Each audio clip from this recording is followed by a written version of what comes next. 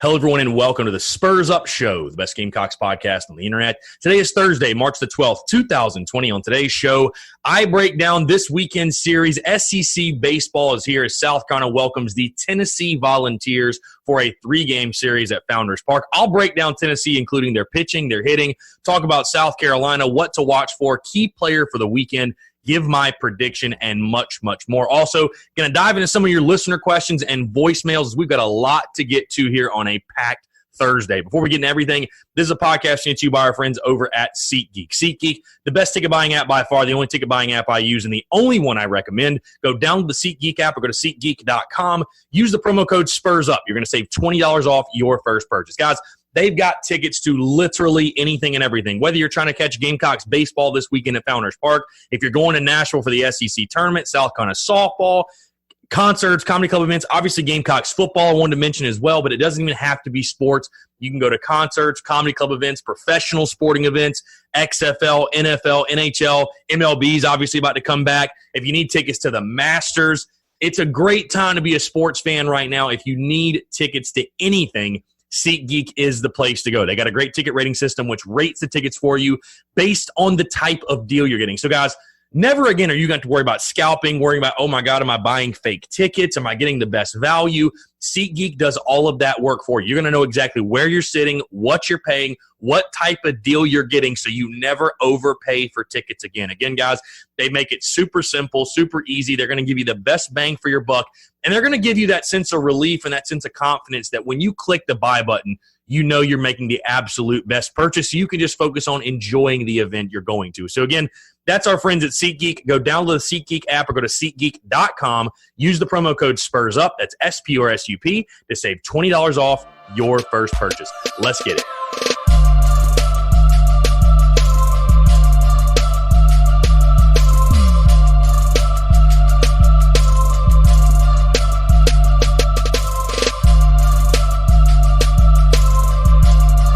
All right, I'm Chris Phillips, host of the Spurs Up Show. As always, appreciate you guys tuning in. Happy Thursday. Hope everyone's having a fantastic day. Very, very excited because we are talking Gamecocks baseball this entire episode. SEC baseball is finally back. Super, super pumped for it again. Hope everybody's having a fantastic Thursday. It's been a great week, beautiful week in the city of Columbia here. It's been a fantastic time, and I'm really excited. I'm really excited, feeling good. Things are going well. Feeling extremely blessed. Thank you so much, Gamecock fans. I just want to say, I feel like I don't say thank you enough to the South Carolina fans out there who support, show love to the Spurs Up Show.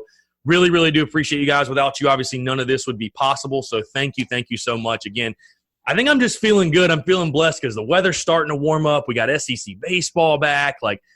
Carolina baseball is kind of getting hot at the right time. It feels good. It feels good right now to be a South Carolina fan. It feels good right now to just be right now. I don't know. I don't want to be too deep, but I don't know. I'm feeling good right now. So, again, really, really excited for today's show. South Carolina welcoming the Tennessee Volunteers, 3-game series at Founders Park, first SEC series of the season.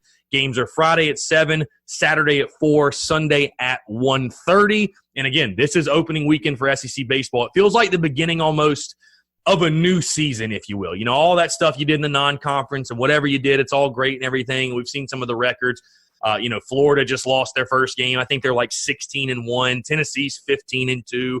Alabama, I think, may still be undefeated. I haven't looked yet, but none of that really matters, to be honest with you. If you look at like South Carolina's side, you're 12-4, but you lost 2 series to Clemson and Northwestern. Like, none of that really matters now. We begin a new season. Gamecocks taking on Tennessee to kick it off. Let's dive into Tennessee a little bit. Their head coach, Tony Vitello, done a fantastic job of that Tennessee Volunteers baseball program. You know, I talked a little bit about this with Bobby Haney on the Tuesday show. This is not your dad's Tennessee baseball team. This is not the Tennessee baseball team of old. They have built up this program. They were picked to finish 4th in the SEC by D1Baseball.com ahead of the Gamecocks. If you guys remember, Tennessee really took it to South Carolina last year, beat them 2 of 3. I was looking at last year's results, man. They smacked Carolina in the Friday game, 15-5. Gamecocks came back, and that was sort of at Saturday. That was sort of when the legend of Brett Carey was still evolving. I think he got the save Saturday night, but then lost on Sunday. So Gamecocks looking to get some revenge. Obviously, lost 2 of 3 last season, got them at home at their place. You take a look at the pitching for Tennessee. This is really, in my opinion, their bread and butter, and they were so good a year ago as well. A 2.01 team ERA. Also a huge shot in the arm for the Volunteers this week. Garrett Crochet, the left-handed pitcher, the junior lefty, 6'6", 218 for the Vols. He is returning from injury and returning to their starting rotation this week, and it sounds like Kendall Rogers of D1Baseball.com reporting that this week. Just some statistics on him, not really statistics, but some of the credentials that Garrett Crochet carries. And he'll probably, I'm assuming right now he's going to be their Friday night guy. I don't know if they're going to put him maybe in Saturday or Sunday because he's returning from injury, but either way, he's going to be in the weekend rotation, and we're just going to assume he's the Friday night guy. He's a 2020 preseason All-American by Baseball America, first-team preseason All-American. Perfect Game had him as a preseason third-team All-American. He was rated the number 11 MLB draft prospect by Baseball America, ranked the number 10 MLB draft prospect by MLB.com. He was selected in the 34th round of the 2017 MLB draft by the Milwaukee Brewers. So a guy who is one of the best pitchers in the SEC. It'll be interesting. It'll be very interesting to see how he comes back. Has only appeared, I think, in 3 games this year. So, again, kind of battling an injury, coming back. Let's see. No, excuse me. He has 1 appearance this year. He threw 3 1/3 innings, 2 hits, obviously did not give up any runs, and had 6 strikeouts in 3 1/3 innings, and that was against Wright State last weekend, who the Tennessee Volunteers lost 2 of 3 of. Or 2 of 3, excuse me. So, Garrett Crochet returning to their weekend rotation. I'm, again, assuming he's going to be on Friday, but you take a look. They've got 3 good starters. Saturday, they got right-handed pitcher Chase Wallace, 1-1 with a 3.5 ERA. And then Sunday, right-handed pitcher Chad Dallas, 3-0, 2.53 ERA. You take a look at their hitters, really a complete team. Again, at least to this point in the season, a 320 team average. They've hit 31 home runs in 17 games. They like to run as well. They're 30 for 32 in stolen bases. They like to run, obviously, and they've been very good at it. Players to watch for Tennessee as far as the hitters are concerned. You got to start with Zack Daniels, in my opinion. 357 average, 4 homers, 18 RBIs. He's leading their team in average among their everyday starters. And this was a guy that to start the year kind of got out of the gate slow, but he has been red hot. Got to watch a little bit of him against Wright State. He has been red hot these last couple of weeks, or last week and a half, 2 weeks or so. So look out for Zack Daniels, one of the better players on this Tennessee team. Alaric Solare, I'm probably saying that wrong, but Alaric Solare, another guy to watch for. 5 homers, 17 ribbies. He leads their team in home runs, one of their big bashers in the middle of the lineup. And then Drew Gilbert, 350 average, a homer, and 8 RBIs. The thing about Drew Gilbert, though, he's a freshman. He's a two-way, which means he does both, hits and pitches. So as a true freshman, 350 average, a homer, 8 RBIs. On the bump, he's 1-0 with a 5.63 ERA. So definitely somebody to watch for. Did the Gamecocks see him in both capacities? They're obviously going to see him in the lineup. Did they see him on the bump as well, though? That's going to be something very interesting to watch for. You take a look at South Carolina. Again, Gamecocks will go with the same weekend rotation. Majinski, Farr, and Jordan on the weekend. What to watch for in this one? Again, I talked about this is a new season. The opening weekend of SEC baseball. Really, what you did up to this point doesn't really matter. I mean, obviously you want to build on the non-conference and build on the midweeks. And, we talked about just how important it is for the South Carolina baseball team, especially in the midweek. And I do want to recognize you beat the Citadel Tuesday night, 10-1. I put up my post-game reaction, kind of gave my thoughts on that. The more of those games you can rack up those wins in the midweek, they're going to be so important for this team because SEC baseball is a grind. It is truly a grind. We had Bobby talking about it on Tuesday. It's a grind. I mean, if this team goes 15-15 in SEC play, if you go 15-15 in SEC play, that's a pretty damn good year. 16 and anything over 500 in the SEC is a damn good year just because of how tough this conference is. This is going to be a conference that beats up on itself. No questions asked. I mean, you have the elites of the elites.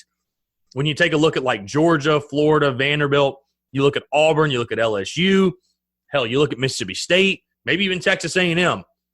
But this conference, what makes this conference so good is that top to bottom, I mean, there really isn't a bad team. I guess if you want to say Mizzou and Kentucky are kind of the bottom feeders right now, but I mean, even they can beat you on any given weekend. So the grind that is SEC baseball, and I'm really excited for it. I mean, I'm excited to see this is top-notch level baseball. You're going to see tons of guys who are going to be making their names at the next level, minor league baseball, even some professionally, even some in the major leagues when you start taking on, again, the Georgias, the Vandies, the Floridas, the LSUs, the Mississippi States.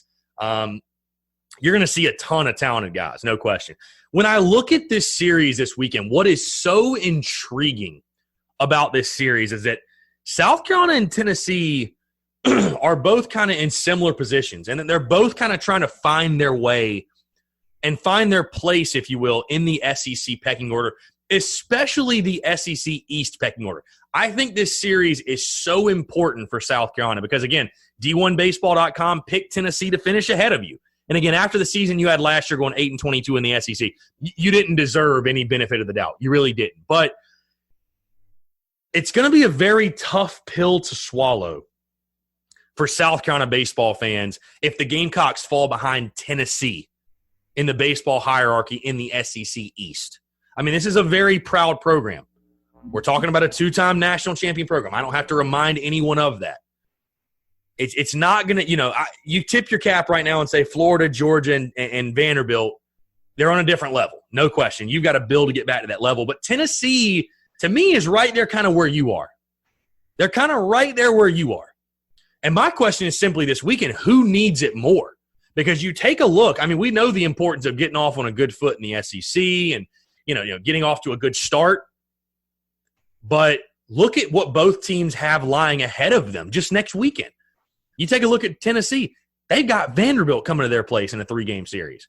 Meanwhile, South Carolina travels to Athens to take on the Bulldogs. So I think both teams are looking at this weekend. They have to be looking at this as, you don't want to say must win. I know we put out an article talking about why it's a must win, and Michael did a great job with that article, and I don't totally disagree with him.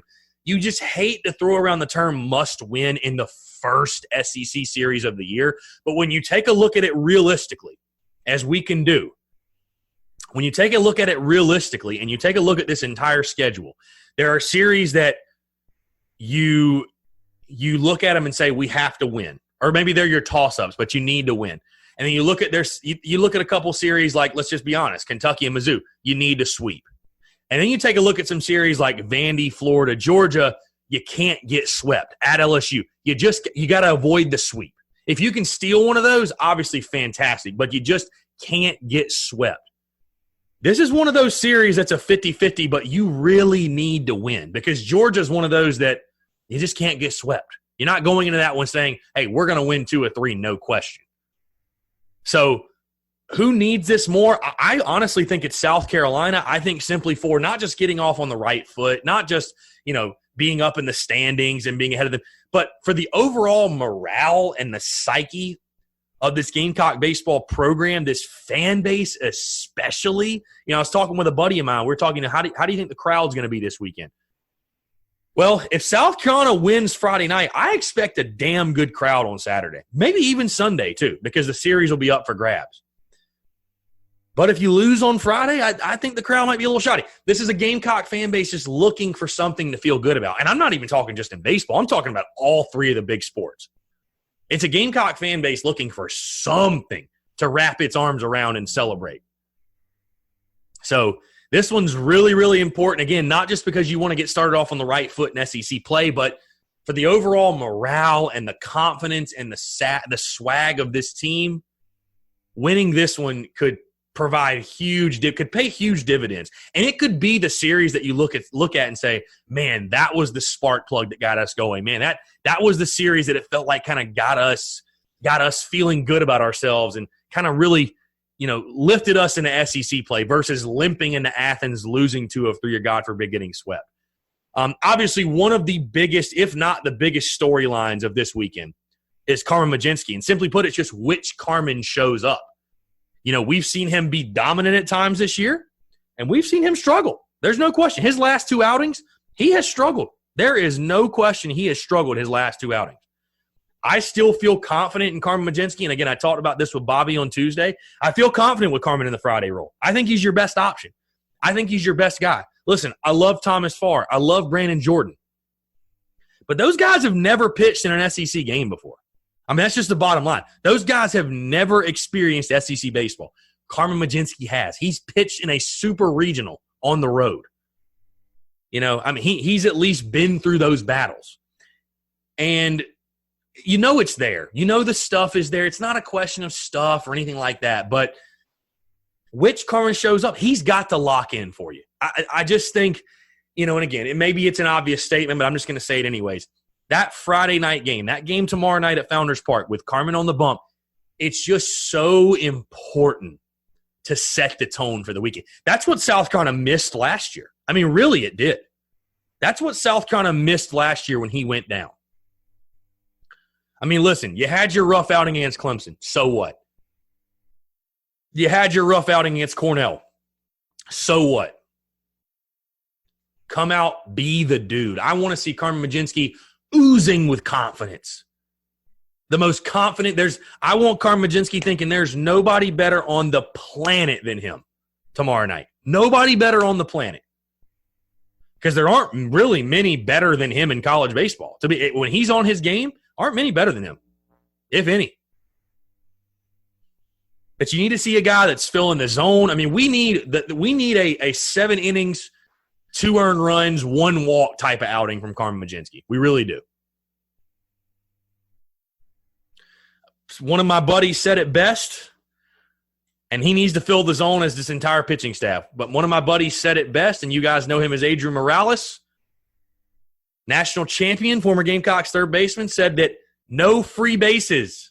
Walks are for the beach and your dog, not for baseball. Free 90s kill you. I love that. Love that. He couldn't have said it any better. Your stuff's too good. Carmen's got to show up and be the guy for you. He's got to be the dude tomorrow night. Another thing to watch for, hey, Cocks are hot. I know some people gave me some grief after my video. It's so funny, by the way. People give me grief. It's like no matter whether I'm negative or positive, there are people on both ends of that spectrum that get irritated by me either way. And I'm like, what do you people want? Which I don't really give a shit what they want. Those people are just miserable. It is what it is. But it's just so funny because, listen, I don't give a damn who you're playing.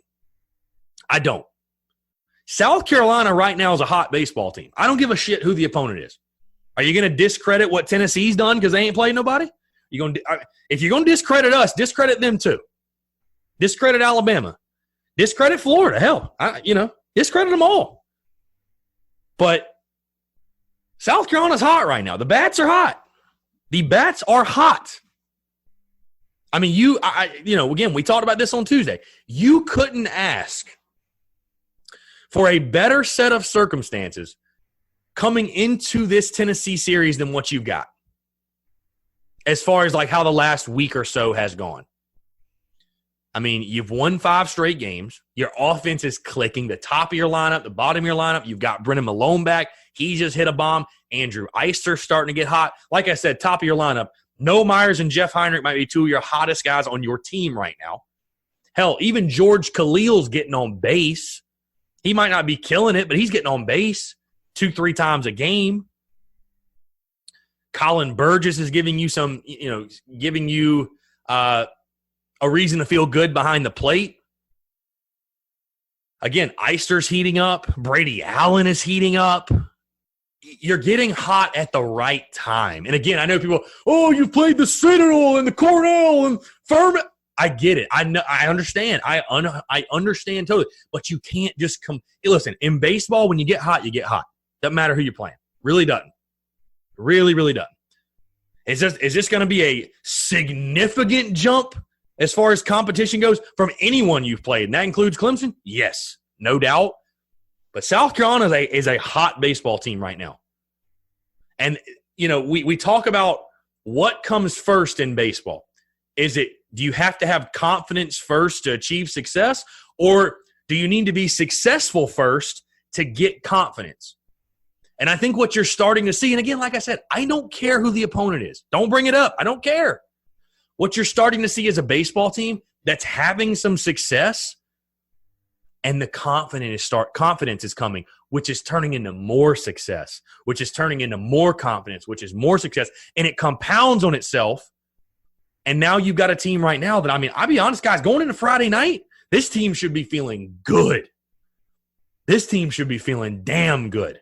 And I'm excited to see what they do and how they carry that into the weekend. Another thing to watch for, two things that I talk about all the time, and it's of uber importance this weekend and every SEC weekend. Defense and timely hitting. That'll be the difference. That will be the difference in every SEC series, no question. It's simple. You're going to get tired of hearing me say it. But which team plays better defense and which team comes up with more timely hits? It really just comes down to that. You know, I mean, we could talk about this and break it down for hours and hours, but it's as simple as defense and timely hitting. That's really all it is. Which team is better at those two things is who's probably going to win this series. Almost undoubtedly who's going to win this series.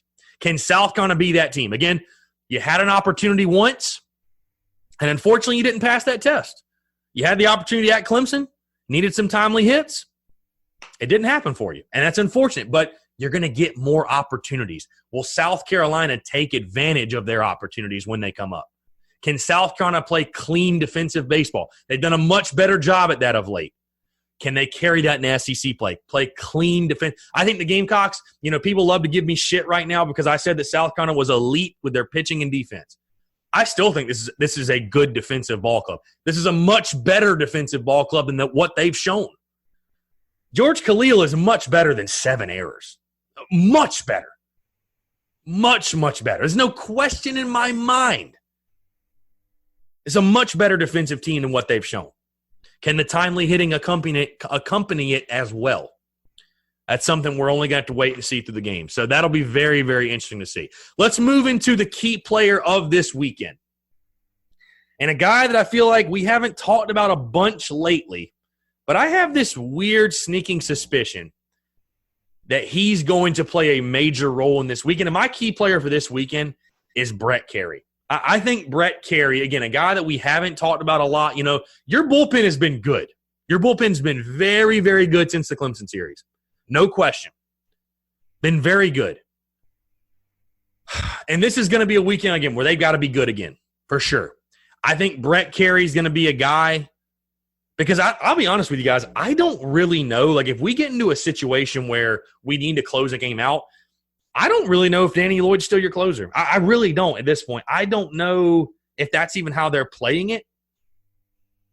But I think you're going to see Brett Carey at the end of at least one of these games this weekend. I think he probably pitches twice. Unless you're blowing Tennessee out or you're getting blown out, which hopefully the latter doesn't happen. Hopefully the last one doesn't happen.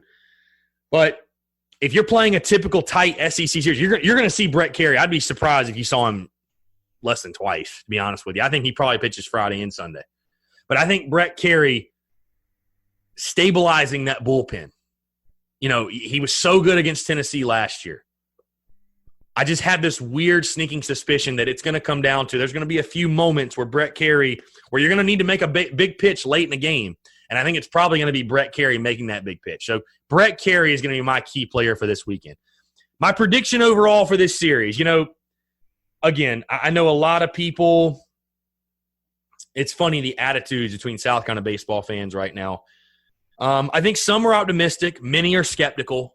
Many are down and out and don't, I had a buddy of mine tell me, I think we're going to get rocked in SEC play. Like, oh, yeah, whatever.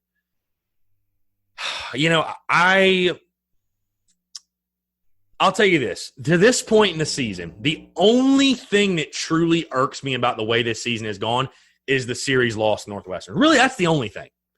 The series loss to Clemson, does it stink? Yeah, it stinks. But that was a hard-fought series, back and forth, besides Friday, which, you had Sam Weatherly pitch the game of his life. It's going to happen. But after that, it was a typical hard-fought series, and unfortunately, you came out on the wrong end of it. Happens. Is what it is. Northwestern's the only series I have beef with. Again, this is the beginning of a new season. The opportunity to sort of right some wrongs, if you will, because, again, I think winning 2 of 3, or God forbid if you sweep Tennessee, which would be amazing, it's going to be such a shot in the arm for this fan base. I mean, you look at how bad you started last year. And, again, you opened up with Georgia, which was pretty brutal. but how badly you started last year. Just getting swept, and I think you started 2-7 in SEC play, and from there, when you started off that badly, I think this fan base sort of went downhill. It's just, oh God, okay, here we go. Is what it is. We're not good. You really have the opportunity this weekend to, again, get the fan base almost back on your side. Get people fired up about Carolina baseball again. A lot of the people that need a kick in the rear end, you know what I mean? Like, get them fired up. Tennessee, obviously, a very, very good ball club. I think this is going to be an extremely hard-fought series. Very competitive, very back and forth. I think it's going to be fantastic baseball at Founders Park. I really do. I think it's going to be highly, highly entertaining baseball. However, like I said, the Cocks are hot. Cocks are hot. I'm riding with them. I'm riding with South Carolina. I got the Gamecocks taking 2 of 3. I think Carmen Majinski does bounce back. I think he gives you one of his better outings of the season tomorrow night. Like I said, I'm thinking 7 innings, 2 earned, 10 strikeouts. I really do. I think Carmen Majinski is going to be laser-focused, locked in, gives you one of his better outings of the season. South Carolina gets a 3-1 win Friday night and wins the series 2 out of 3. I think South Carolina does it. I feel good about this South Carolina baseball team right now. Again, I know that it's been Cornell and it's been Citadel, but this team is getting hot at the right time. Again, I think this team is much better defensively than what it's shown. I love when I'm seeing the body language, the confidence. And again, it'll be a hard-fought series. And it'll come down to timely hitting. It'll come down to a few moments in each game that'll determine who wins it. I'm riding with South Carolina. At home, it's a series you have to have. It's a series you have to have, especially with what lies ahead going on the road to Athens next weekend. Give me the Gamecocks. I'm riding with you, baby. I got South Carolina winning this series 2 or 3. I do. I think it'll be a damn good series, too. Like I said, extremely competitive. Extremely, extremely competitive. So be sure to get out to Founders Park. But I've got South Carolina. I've got the Gamecocks taking 2 or 3, getting off on the right foot, waking up this damn fan base and saying, hey, this season's not – I almost cursed there. I almost said a bad word. This season's not over. We're just getting started.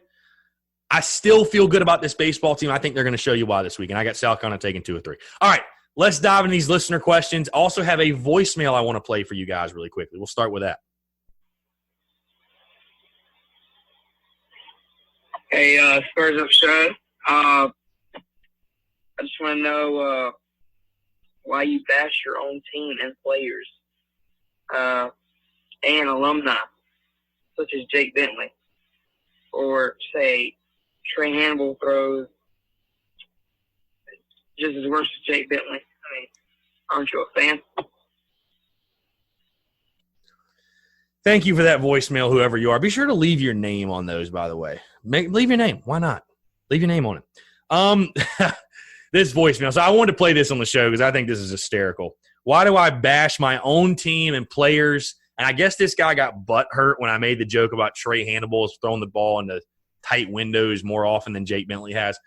Bro, if that joke is all it takes to get your feathers ruffled, I don't know what to tell you. I'm not sorry. It's funny.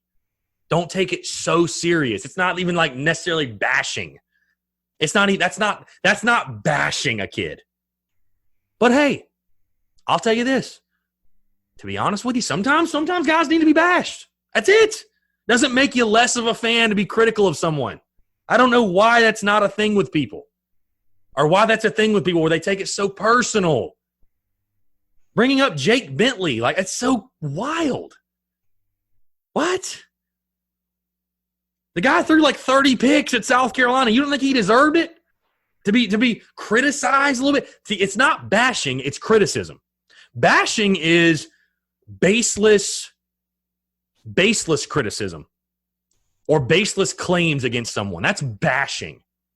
When people tell me that, or when people come at me for things that they know not of my personal life, that's bashing. You don't know what you're talking about. It's bashing. But if you have true criticisms and reasons you're backing that up with, like you don't like when I do this because of A, B, and C, That's criticism. And it's fair. Either way, I don't have to like it. And you don't have to like when I say things about Jake Bentley or Trey Hannibal or Carolina football or any other sport, any guy. But I'm not going to stop doing it. Again, if that joke is all it takes, I don't know what to tell you, man. I mean, that was one of the funnier jokes I thought I've made on the page. But yeah, I mean, I'm not going to sit here and act like it's all sunshine and rainbows all the time. It's not. It's just not. I'm a fan of Trey Hannibal. I think he's going to be a damn good player. But was he also erratic and played like a freshman and was a walking turnover? Yeah, 100%. That's not bashing. That's just calling a spade a spade. And I hope that guy whoever left, because I think that's one of the funnier things. The people that talk shit most of the time or leave those questions, and I'm not upset about it. I'm just genuinely like humored by it, honestly. But most of the people that leave those, they don't even listen to the damn show. They don't even listen. That's the funniest part about a lot of people on social media is like, you talk shit. If you listen to the show, you know how I felt about said circumstance or said thing. So, I mean, I don't know. It's not bashing, bro. But you got to call a spade a spade. I'm in the opinion business. All right? Let bygones be bygones. If you don't like it, just unfollow, bro. Life's short. Coronavirus out here taking out people left and right. Life's too short. Just hit the unfollow button, dog. It ain't that serious. Again, I'm not upset. I'm just genuinely humored because it's like all it takes is saying that Trey Hannibal throws the ball into tight windows more than Jake Bentley. Hey, I got nothing but love for Jake Bentley. Hope he balls at Utah. That's what people don't get to is that you can like someone and be critical of them. That people cannot compute that. It's wild. Crazy. Anyway, let's move off the topic. Thanks for the voicemail, though, by the way. B_Arthur25, if by the grace of God we get in the NCAA tournament, how far do you think we will go? I mean, if we somehow run the table in the SEC tournament, maximum 2 wins. Maximum 2 wins in the NCAA tournament. Mac Powers, 3794. How did Mike not get all defensive team? I don't know, man. That's a great question. I don't know. Yeah, it's a great question. I have no idea. Last question. Thomas_Brady_H. Spring break extension over Muschamp extension. No truer words have been said. Thank you. Thank you for that. Again, Thomas_Brady_H. No truer words. No truer words. Will Muschamp's extension. There are a lot of extensions that are better than Will Muschamp's extensions. There's a lot. We could literally just make an entire episode, a list of the better extensions that are better than Will Muschamp's extension. There's no question. So, appreciate the listener questions, guys. Appreciate the voicemail. Appreciate you guys tuning in. Again, if you need tickets, go through SeatGeek. Fantastic show today. Really excited. Again, this is a great time of year to be a sports fan. Great time to be a Gamecocks fan. I'm super pumped about it. Be sure to wash your hands. Use hand sanitizer, guys. Don't be getting it coronavirus out there. All right? Don't be getting it. Don't be contracting it. And if you do get it, don't come around me. No. Everybody stay safe out there. Stay healthy. Again, a great time to be a Gamecock fan. Appreciate you guys tuning in as always. I am Chris Phillips of the Spurs Up Show. We'll talk to you tomorrow. Have a good one.